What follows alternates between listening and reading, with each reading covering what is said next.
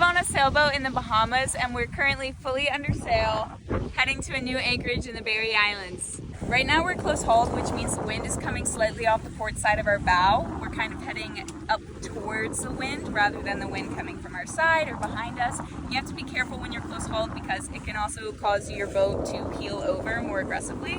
That's when your boat starts to get up on its edge, which can slow you down. So it's a fine balance between riding the edge of the wind but also not too close to the edge of the wind that you're slowing yourself down. And as you can kind of see, I'm on the high side right now, so this side's lifted up and the water is a couple feet below me. But over here, you can see the water is much closer to this side of the boat because our boat is kind of turned on its side. Also on this angle of sail, your sails end up being more parallel to your boat than perpendicular. If the wind was coming more from behind us, then we'd probably let our sails out a little bit to catch the wind. But since the wind's coming just over our bow, we want to keep the sails nice and parallel to our boat.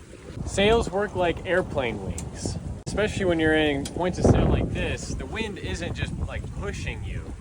What it's doing is it's acting like an airplane wing, and the wind is flowing through them and creating lift. So that's why it's so important that your trim is correct. If your trim's not correct, then that airflow is stalling and you're not getting the speed. But with the sails trimmed correctly, it's flowing right in through here, creating lift and squeezing us forward.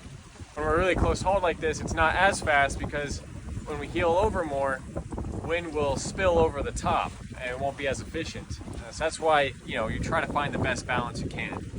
When we heel over and the wind spills over the top of our sails, that also helps keep our boat from getting so pushed over that we capsize. Also our keel on the bottom of our boat, which is a really heavy, ours is lead, I believe, this really heavy, essentially fin that keeps the boat planted down into the water. So even though it can be kind of freaky when your boat starts tipping over like this, the keel on the bottom as well as the sails spilling the wind out as it starts to tip keeps your boat from actually capsizing, hopefully.